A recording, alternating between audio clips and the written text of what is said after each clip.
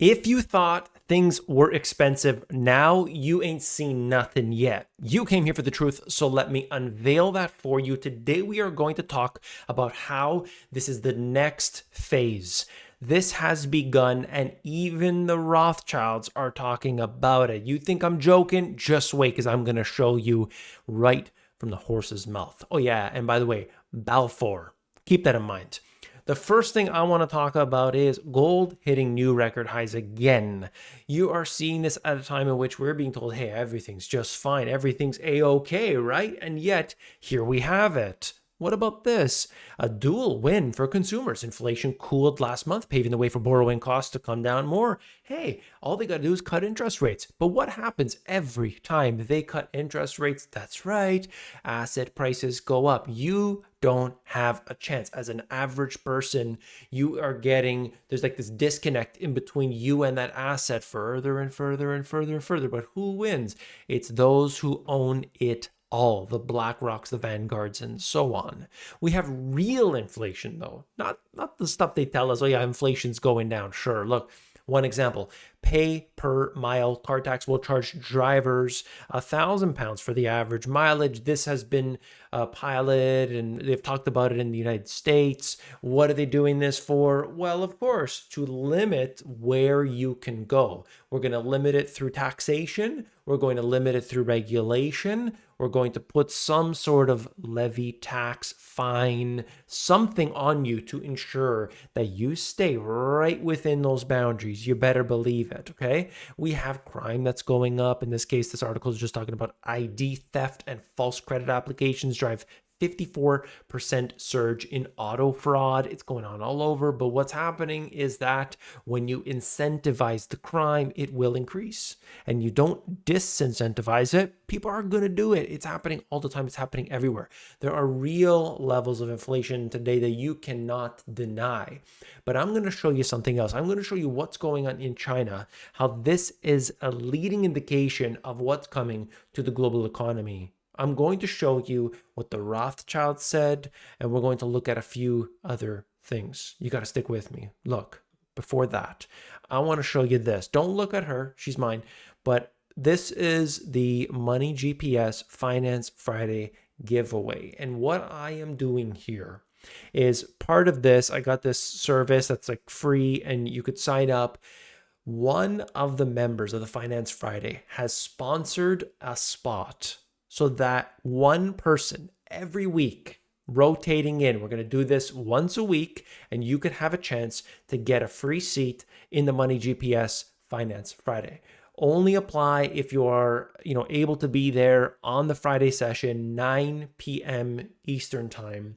It's going to open up. It's going to be open for a few days. You get in, you put your email address in there, and then it's going to pick a random winner, and then you will be on the Finance Friday. You can come in totally free, and I want to thank the person who's part of the membership who's sponsoring this so that you can have a session there. So thank you to that person and everybody. I will put a link down in the description. I'll try to put that in the comments as well so that you can get in. I want to see you there. Look, we're seeing the next phase, and I always look at China first. You could look at China and South Korea. Those are two very important places because those are where things happen before they happen elsewhere. You're talking about semiconductors, you're talking about raw materials, so you find the answers there first. China weighs injecting $142 billion of capital into top banks. They're doing this. They've reduced their reserve requirement ratios. I talked about this extensively on the Finance Friday session that we had. Shout outs to everybody in the group. Look, you can see Chinese stocks post their best week since 2008 after stimulus blitz. Well, what was happening was that the stocks had come down, sentiment was down. All these tech stocks, which in the United States were, they were performing so well. Well, in China, they were not doing good at all. And they would come up for a little while, then they would get smashed down again. Well, you can see here, China's once mighty credit cycle is a fading force on the world market. PBOC disavows debt-led growth, seeks better use of old loans, households and businesses shun credit anyway amid the housing crash. So they're hesitant. They don't want to do what they did before. They don't want to get themselves into a mess. And this is part of this very difficult position that the Chinese government is in right now. This is the China credit impulse, something that everybody should be aware of. And I believe that this is a very good indication of things to come, or potentially. If you pull this back over the last 5 years, you see that blue line, that's the China credit impulse. And then you look at housing prices and the stock market in China, and you could see they're roughly correlated. And so if they're going to inject more capital, that could push things up higher. And then usually what occurs is that this follows into the global stock market, the global economy. Inflation begins elsewhere. Keep that in mind. We all have this idea, by the way, of the US versus China. And so you could see the measurements of the two, and they're trying to make a point here. That's not what I'm getting at. It's interesting. The chart is interesting. But we always look at these two things, like there's the US versus China. Yes, that's right. But really, this is just, it's for the people who are not in the know. There are no borders when it comes to the military industrial complex, funding both sides of the war, the financial establishment, and their ability to ensure that people stay where they are. They locked down the whole world. The whole world was locked down. If you remember, it was all synchronous. Understand that central banks work together. It's not the US versus China. It's the US versus China. And behind the scenes, it's the US and China and Europe and Africa and Asia. Everybody's all working together. But don't want to get too deep, right? Don't want to get too deep. That people can't figure that out. What's real though? Okay, let's talk. Here we have it. Global easing cycle set to continue after Swiss cut. So the Swiss National Bank, ECB, the Bank of Canada 3 times already, the Federal Reserve, they are all cutting interest rates. They are doing this while asset prices globally are near or at all-time record high, particularly in the US. Okay, they're doing this. What do you think is going to happen? What do you think is going to happen now?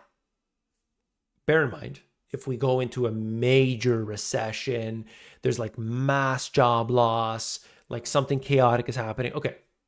But if it's a mild to moderate recession, not too big, it's like sluggish, some layoffs, thousands of layoffs here, thousands of layoffs here, then what happens?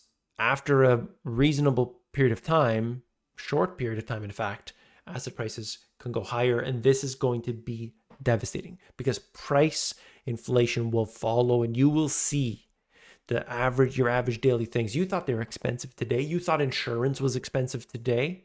You thought anything that you need for your daily life was expensive. Oh, just wait. And what about this? Rothschild and Co. Even, I couldn't believe this, Balfour, he's got his name on here, which I found interesting. That's a whole different thing. But the easing cycle commences. Even the Rothschilds, at least their business here, are acknowledging what's happening. That's right.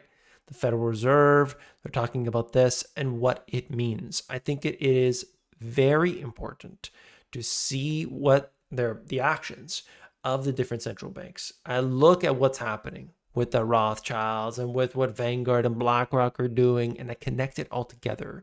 And I have been able to look at all of this and see that this is part of this next cycle that is being prepared. What does that mean for you? Well, for you as an individual, you need to understand that things will become more expensive. Yes, there will be some turbulence. Yes, there will be hard times, but you've got to understand, you got to get your stuff together. Do whatever you can do. If you're like totally lost, you're like, I don't know what to do, I have a free, completely 100% free financial education course. You'll be finished in 20 minutes. 20 minutes. That's how fast they made it. It's called Compass. themoneygps.com/Compass. When you get on there, you watch all those videos, you got your financial foundation. Okay. Then you could, read books and all that different stuff. But this is like the absolute basics that you need to understand. If you don't understand what's in Compass, you're going to struggle with the rest. So check out Compass. I didn't ask for an email address. I didn't ask for, any sort of paywall or login, nothing. Just watch the videos,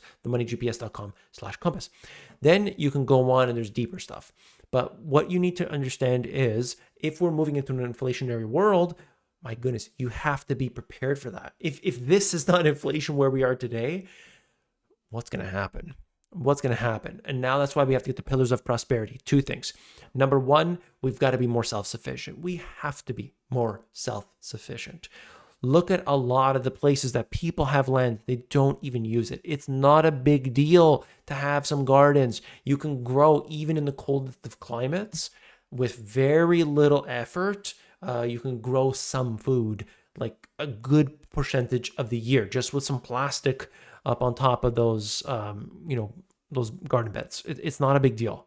You got to get on that. Or you got to increase your income as substantially as possible. I talk about all of that, building businesses and things, on my Sunday business live session.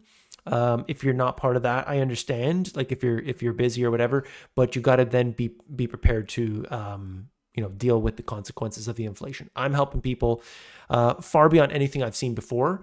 I just compare it to what the others are doing out there, and I just see it. They're like, yeah, I'll give you the free stuff. Oh, just give me your email address. And then what are they doing? They're trying to get you into a squeeze thing. They're trying to squeeze the money out of you. No. I'm just literally just extending my hand and saying, look, here's what you can do, and trying to help as much as possible. If you want to get on the free, like you're like, I don't know if I want to commit or not to this thing. I don't know if it's for me. Try to get on this thing. Jenna Yellen's there, but like I said, don't look at her. She's mine. But you can get in, apply, and however many people are going to be in on it, I'm not sure, but the chances of winning are pretty high. And so you can do it next week and the next week and the next week, and hopefully you'll be that one. So when you get on, you're going to do this, and then I think it stops on the Wednesday, and then I'll notify you. And then on that Friday, you have to be available. So, Friday, 9 p.m. Eastern time. I hope that you will be able to join. Hit that link in the description, and I'll see you next time.